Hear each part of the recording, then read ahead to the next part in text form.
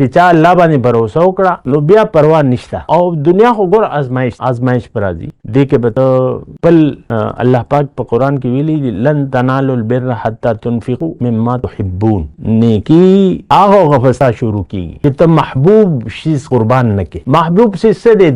دنیا په آخرت باندې د قربان کولو اراده وکړه او چې څه راځي بس مخې راځي نو نه کار کوه نو بس تا نیکی به بیا شروع شي. او کته دنیا له ترجیح ورکې او آخرت ایر کو نو بیا تا نیکی اډو شروع کیږي. او کنه منزل ان الله عزیز حکیم. الله پاک بهر یو کار کې دا الله هر حکم کې حکمت حکیم دی. هغه چې الله حکم معلوم شي بیا د نتایج پروا مکوه. نتیجه به سي عمر بشي کنه او مرګ په نیټه دی. مونږ څه نه یریږو. دغه بس ظاهر ګوره دا زمونږ په زړه کې د ظاهر محبت پروت. اشربوا فی قلوبهم العجل. نو بیا نه مال قربان او نه جان قربان. او ترجیحات بیا زمونږ دنیا جوړ شي. ترجیح چې کم دی د الله رضا د آخرت